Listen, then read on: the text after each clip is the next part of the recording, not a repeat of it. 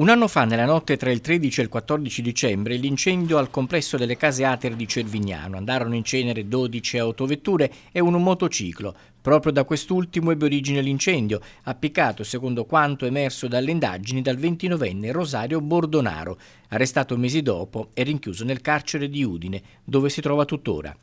A indagare furono i carabinieri della stazione di Cervignano, diretti dal comandante Antonio Somma, insieme ai colleghi del reparto operativo del comando provinciale di Udine.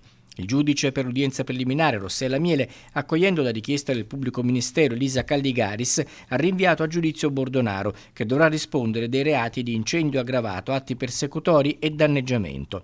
Il processo si svolgerà a partire dal 26 gennaio davanti al giudice monocratico Roberto Pecile.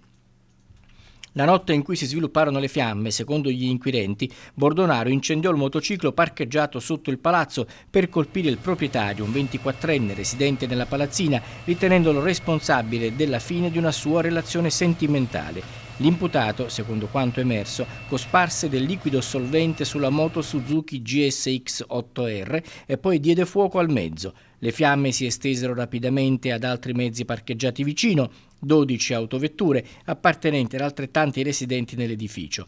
Il fuoco provocò il distacco del cartongesso del controsoffitto, trovando la strada per propagarsi verso l'alto, invadendo lo stabile. 23 persone furono portate negli ospedali di Udine, Palmanova, Latisana e Gorizia per intossicazione da fumo. Per quanto riguarda la contestazione di atti persecutori nei confronti del ragazzo, proprietario della moto, nel capo di imputazione figurano diversi episodi di insulti e intimidazioni, prima dell'incendio e immediatamente dopo, per proseguire fino allo scorso mese di agosto. Bordonaro è difeso dall'avvocato Michele Tibald.